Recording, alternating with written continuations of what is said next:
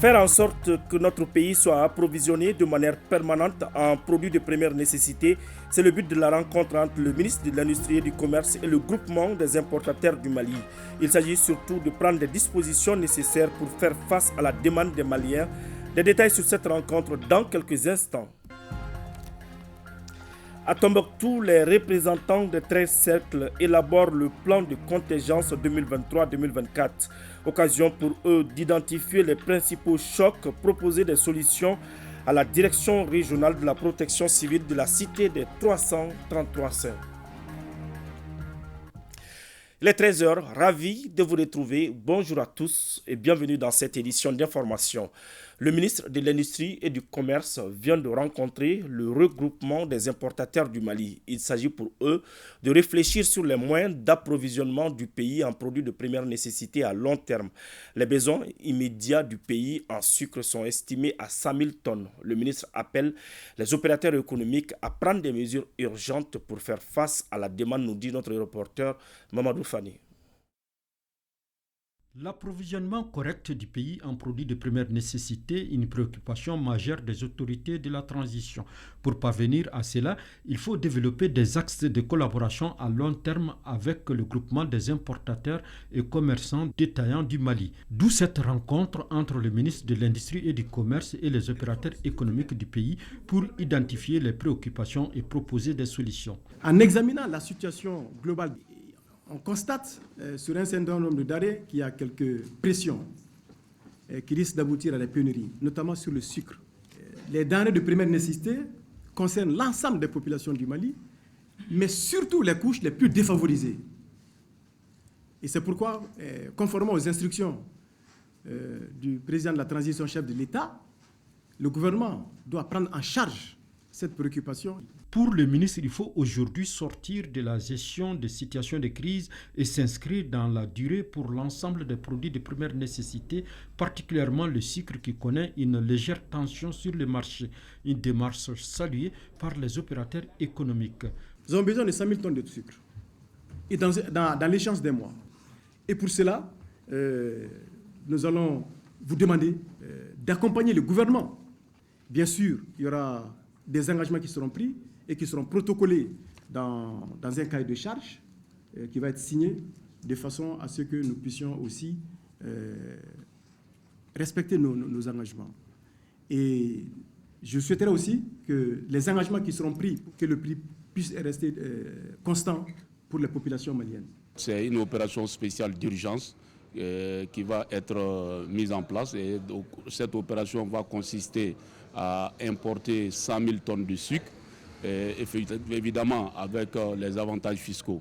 Donc c'est ce qui a été annoncé au bout d'un mois pour pouvoir pallier rapidement à la crise. Donc je pense que c'est ce que nous voulons, parce que nous aussi en tant qu'opérateurs économiques, c'est toujours important vraiment d'échanger avec les autorités pour que nous puissions vraiment jouer notre rôle, tout notre rôle qui consiste vraiment à approvisionner le pays de façon correcte et régulière. Le chef du département de l'industrie et du commerce dira qu'il faut des projets structurants pour assurer l'émergence du Mali. Pour cela, seul le dialogue franc et constructif permettra de remonter les difficultés du moment. Le Mali fait face aux effets des changements climatiques cette année. Ils impactent sur la campagne agricole 2023 avec la mauvaise répartition des pluies dans le temps et dans l'espace. Mais la Direction nationale de l'agriculture a pris des mesures pour atténuer les conséquences de ces phénomènes climatiques. On en sait plus avec Bemba Sibi. La campagne agricole 2023 au Mali est marquée par une situation pluviométrique contrastée selon les régions. Il pleut dans certaines régions alors que d'autres font face à des poches de sécheresse. Selon les derniers bulletins du groupe de travail pluridisciplinaire d'agro-hydroclimatique, à la date du 10 juillet 2023, la répartition des pluies dans le temps et dans l'espace est irrégulière. Durant cette démarrage de la saison, les poches sèches seront longues. Et c'est ce qu'on est en train d'observer actuellement. Il y a aussi l'effet du changement climatique qui influence l'océan aussi. Tantôt c'est une phase froide et tantôt c'est une phase chaude. Mais en perspective, il y aura la pluie. Les poches de sécheresse ont été constatées début juin et se sont installées jusqu'à la fin du mois dans la plupart des bassins de production.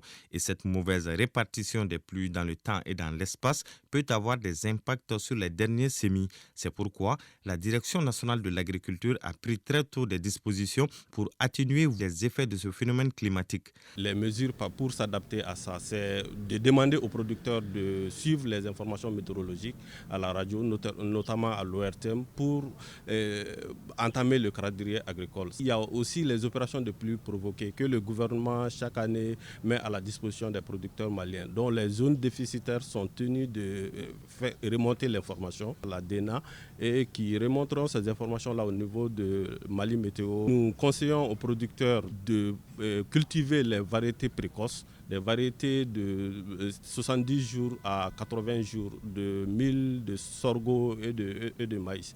Des mesures pour sécuriser les productions agricoles car avec la mauvaise répartition des pluies, les cultures peuvent souffrir de stress hydrique, ce qui joue sur le rendement. L'élaboration du plan de contingence 2023-2024 au cœur d'une rencontre de 3 jours à Tombouctou, une initiative de la Direction régionale de la protection civile avec son partenaire financier, la Croix-Rouge malienne. Les acteurs des 13 cercles de la région doivent identifier les principaux chocs, proposer des solutions et valider le plan de contingence pour une harmonisation au niveau de la région. Le reportage est signé Yéya Tandina. Les acteurs en charge de la prévention et la gestion des crises et catastrophes de la région de Tombouctou sont en conclave sur les solutions et réponses aux catastrophes d'ordre anthropique ou naturel. Organisé par la Direction régionale de la protection civile en partenariat avec la Croix-Rouge malienne, l'objectif est d'élaborer et valider le plan de contingence multirisque 2023-2024. Afin de permettre aux autorités régionales, locales et communales une gestion efficace des crises et de s'inspirer d'une démarche unique, la Direction régionale de la protection civile, en collaboration avec les autres services et les partenaires, s'associe à élaborer un plan de contingence multirisque qui sera actualisé au fil des ans pour implémenter un contexte interforce et interopérationnel. Pendant 3 jours, il sera question d'identifier les principaux chocs, rédiger les scénarios en fonction des contingences et la création d'une banque de données pour la rédaction du narratif du plan de contingence. Je voudrais attirer votre attention que ces instruments juridiques qui prennent en compte toutes les dimensions relatives à la réduction des risques de catastrophes permettent de gérer efficacement les catastrophes avec l'implication de tous les acteurs. Pour rappel, un tel outil permet à la région, au cercle et à la commune d'anticiper sur les crises et inventorier les moyens disponibles de l'État et des partenaires afin d'apporter une réponse efficiente. Restons dans la ville des 333 Sœurs. L'association du Festival du Vivre Ensemble, à travers le gouvernorat de Tombouctou et la direction régionale des eaux et forêts, viennent de lancer une campagne de reboisement autour de la paix et autour du monument de la paix plutôt, et environ sur une distance d'1,5 km. Cette approche vise, selon les initiateurs, à contribuer à la lutte contre les effets des changements climatiques à travers l'accompagnement de l'UNESCO. Najim Babassissé nous fait le compte-rendu de la cérémonie de lancement. Planter des arbres, c'est ce qu'ambitionnent les membres de l'association du Festival du Vivre Ensemble à Tombouctou afin de contribuer à atténuer les effets du changement climatique. Une initiative accompagnée par l'exécutif régional et parrainée par le service technique des eaux et forêts avec l'accompagnement de l'UNESCO. Nous allons faire cette plantation à peu près sur une distance d'1 km 200 à peu près, sur laquelle se trouve le monument de la paix, le jardin de la paix, et aussi l'école de la paix.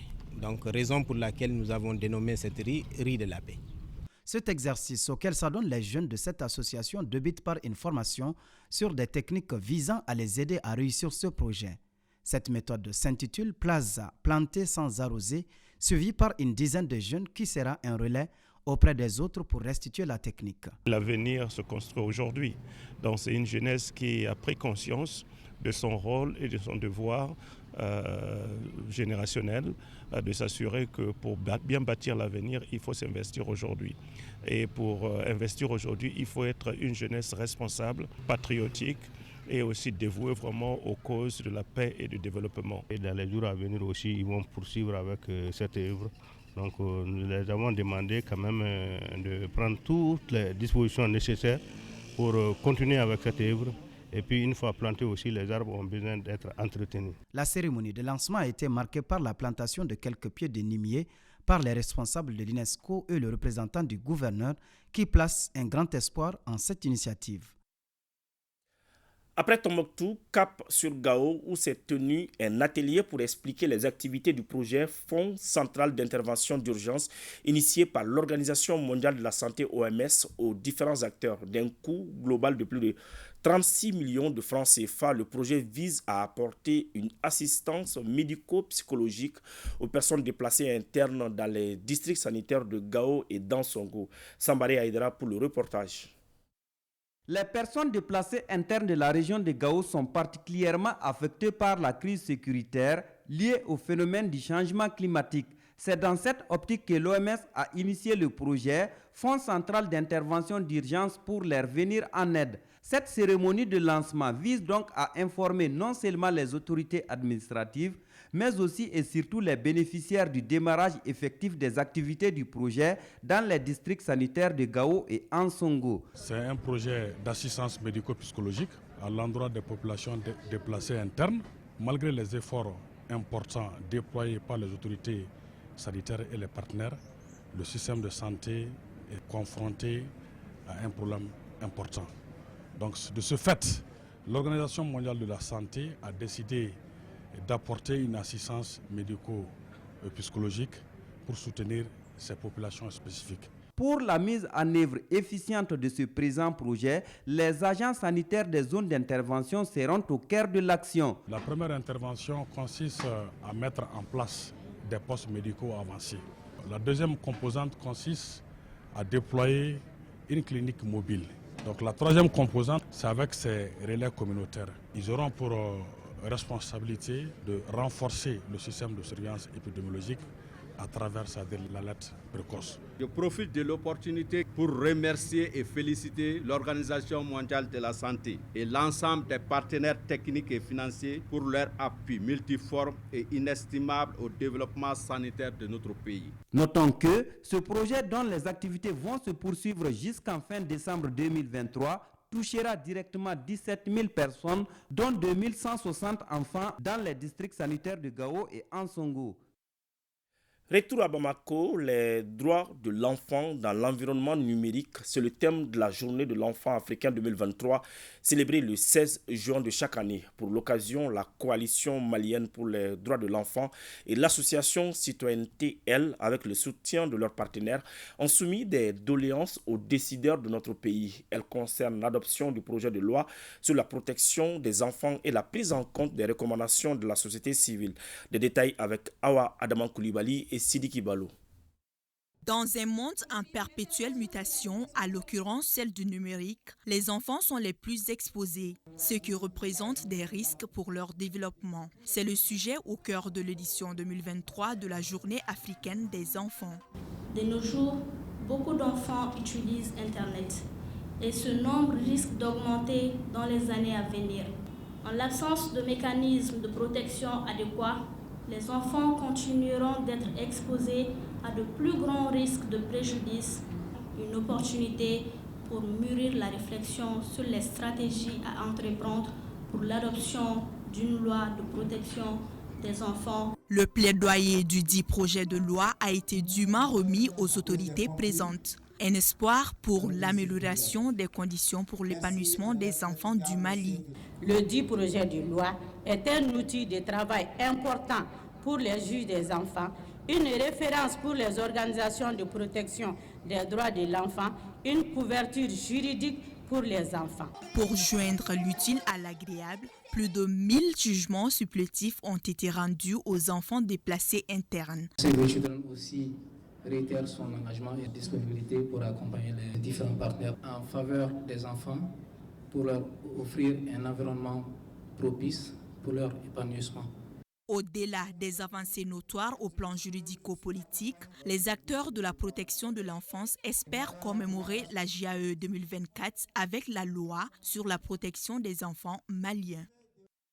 Sur un tout autre plan, le mouvement patriotique pour la solidarité nationale Mali Kanou mobilise ses militants et sympathisants pour soutenir l'armée et les autorités de la transition dans leur combat de tous les jours. C'était au cours d'une rencontre au conseil de cercle de Kati. Des détails avec Abdul Karim Kaba. Regrouper l'ensemble des forces vives pour un engagement commun pour le soutien à l'armée, telle est la démarche du mouvement patriotique pour la solidarité nationale Mali Kanou.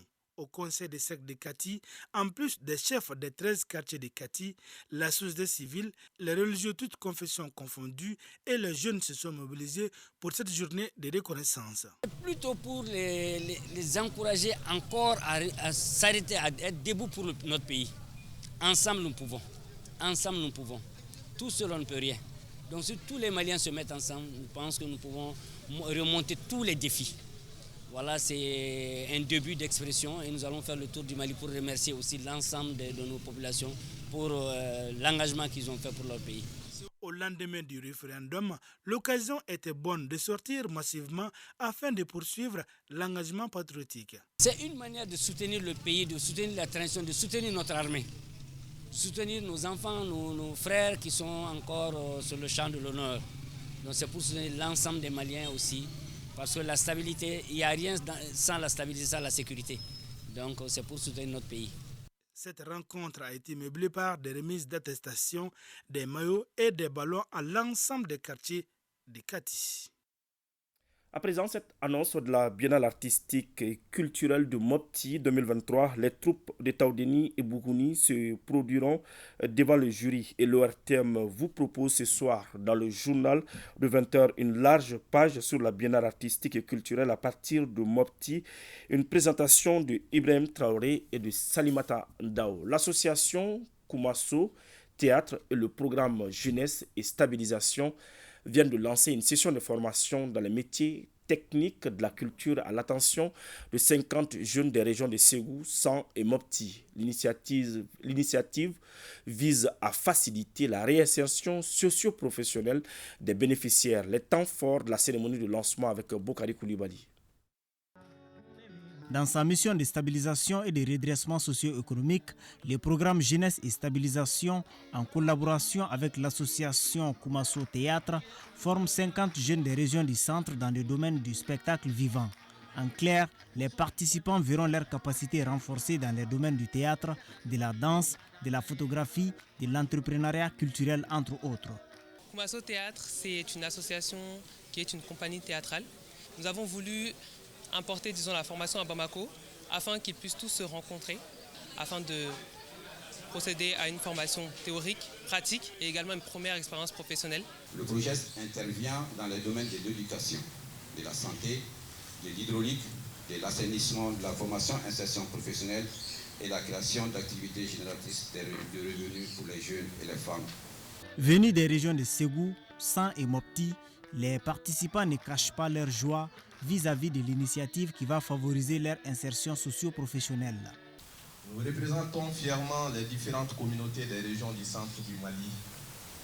Notre groupe est composé de profils très variés qui seront formés dans 5 disciplines artistiques et techniques complémentaires du spectacle vivant. Financée par l'Union européenne et mise en œuvre par la GIZ, la formation se tiendra du 3 juillet au 18 août 2023. 4 spectacles vivants et des tournées régionales sont prévues à l'issue de la session de formation. Repartons à l'intérieur du pays. Un incendie dû à un court-circuit s'est produit dans la nuit du jeudi 13 juillet à la grande mosquée de Nioro du Sahel, classée patrimoine de l'UNESCO en 2009. La protection civile s'est vite rendue sur les lieux pour éteindre le feu et réduire les dégâts. Le conseiller aux affaires administratives et juridiques du gouvernorat et une forte délégation se sont rendus sur place pour constater les dégâts. De Nioro du Sahel, des précisions avec Moussa Diakité. Dans la nuit du jeudi 13 juillet aux environs de 21h, un cas d'incendie a été signalé dans la grande mosquée de Nioro. Selon les témoins, le feu qui se faisait voir sur le toit du lieu de culte serait dû à un court-circuit qui a pris source à l'intérieur au compteur électrique de l'ERIAM SA. L'intervention rapide des soldats du feu de la ville, aidés par les FAMA à proximité, a pu vite éteindre le feu et circonscrire les dégâts. Pas de pertes en vie humaine, mais des parties de la toiture en bois et certaines installations électriques totalement calcinées. Profitant de la prière du vendredi, le conseiller aux affaires administratives et juridiques du gouverneur s'est rendu sur les lieux pour constater les dégâts et pour rencontrer l'imam et son staff, ainsi que la communauté musulmane, dans le souci d'apporter au nom du gouverneur empêché sa compensation. Il était de notre devoir, en tant que représentant de l'État, de nous rendre sur place, non seulement faire le constat des dégâts, mais aussi faire preuve de notre sympathie et de notre reconnaissance à la communauté musulmane, à l'AMEPUI, à l'imam et au conseil islamique, qui sont les gérants, les gardiens de l'islam chez nous. Et pour cette raison, nous prions le Tout-Puissant que de tels événements ne se reproduisent plus jamais. C'est pendant les moments difficiles qu'on reconnaît ses meilleurs amis. Nous saluons l'intervention rapide des spécialistes et remercions toutes les autorités de Nioro qui étaient tous là la nuit de l'incendie. Notons que la dite mosquée, construite en Banco en 1864 par El Hadj Omar Tall, est classée patrimoine culturel mondial UNESCO le 19 mars 2009. Retenez bien ce rendez-vous avant de se quitter. Les troupes de Taoudeni et Boukouni se produiront devant le jury. Et l'ORTM vous propose ce soir dans le journal de 20h une large page sur la biennale artistique et culturelle à partir de Mopti. Une présentation de Ibrahim Traoré et Salimata Ndao. Voilà, c'est la fin de cette édition. Merci de l'avoir suivi. Bonne suite de programme sur ORTM 1.